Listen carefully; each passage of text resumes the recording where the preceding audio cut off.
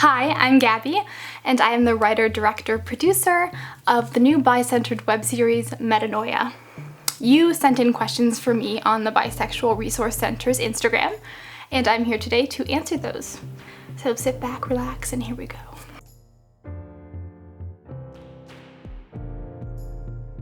So this is a great question because you might know that Metanoia started when I was a senior in college and I tested out the concept as a short film for one of my classes for my film major. For a bisexual producer-director starting out college, I think it's really important to find your community, find those people, those artists that want to create things that you want to create, that you are interested in. And that's definitely what I found when I was in college, and that's how I built all of my crew for Metanoia. Find people with the same background, people that are interested in LGBTQ stories if that's something you're interested in telling. And then specifically, I think it's also important to find out what the equipment policy is at your university, because it is very expensive to buy equipment, even to rent equipment. It can be expensive, and when you're just starting out, you probably don't have a whole production studio of your own. So for me, it was really great because my college let us rent out equipment and use it. So find your college's equipment policy and see if you're allowed to rent out equipment for your own projects when you're not just working on school projects. Usually they're pretty good about that if you're a student. Second question.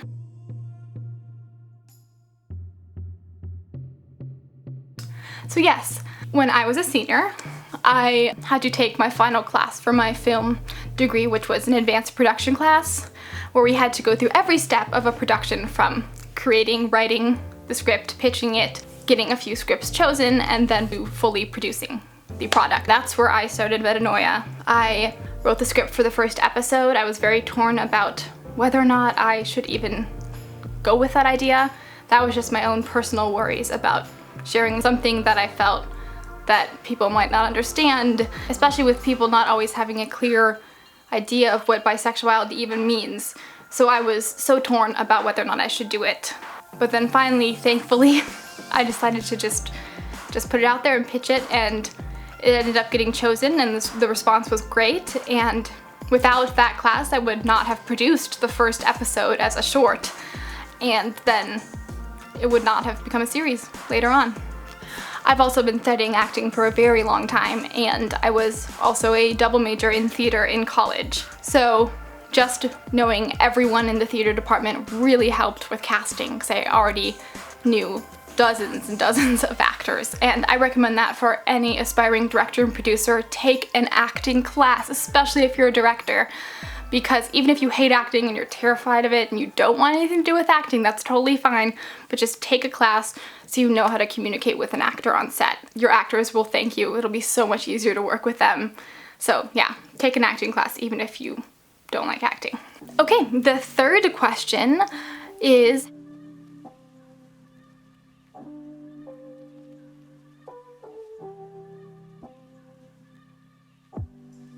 so far I've been very lucky, and I have not. Since the project originated in college, my professors, people who oversaw the project, were very supportive of it, and so were the crew and cast members that joined the project. So I've been very lucky.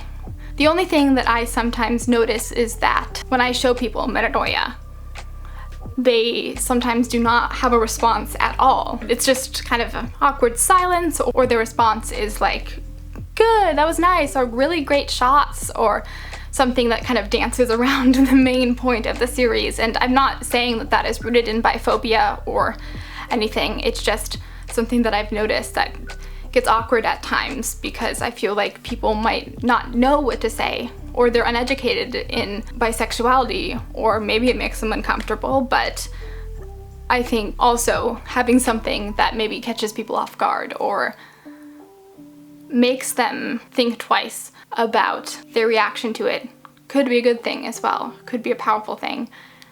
Okay, next question. So mainly, obviously, I want to get Metanoia out there to the bi community as much as possible. But specifically, the young adult, high school, college audience, since Metanoia is focused around college students, and I think that's a very formative time in people's lives for their own personal discovery, and Emma is going through it in college, and I think that it's a very common thing. So the more colleges I can get it out to, the more young adults I can get it out to, the more people that are my age, the age of the crew and the cast, that is very important to me. So yeah. And overall, I hope that it inspires content creators of all walks of life to identify what they see is missing in our entertainment industry and go and create that content for themselves, because I think that's very important. Okay. My mind just draws to TV because there's so much good TV right now. I mean, TV is becoming the new film, and especially because now we're at home a lot, we're watching a lot of TV. So I think I'm gonna stick with TV right now.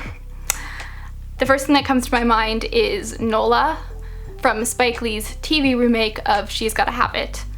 She's just such a cool character, and the relationships she has with men and women are very interesting and intriguing, and yeah, I just love that show so much. And then I just recently watched the Hulu TV series remake of High Fidelity with Zoe Kravitz. And in this show, even though it focuses on her relationships, it doesn't really spend time like saying, oh, she's bisexual or she's this or that, or putting a label on it and discussing her sexuality. It's just about her relationships, and she likes men and women, and that's it. Okay, only 2 more left. So I'm gonna have to say Janelle Monáe. I have loved Janelle Monáe since her first album, way before I knew she was bi. And so then when she just came out as bi, I was like, oh yeah, obviously, because she's so cool.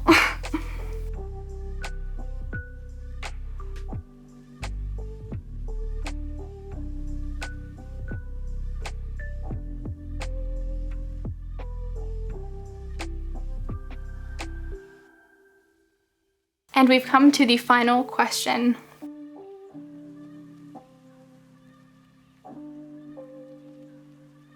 Well, I've been very fortunate to have a very supportive community, and I haven't received any backlash thus far from my projects or my personal identity.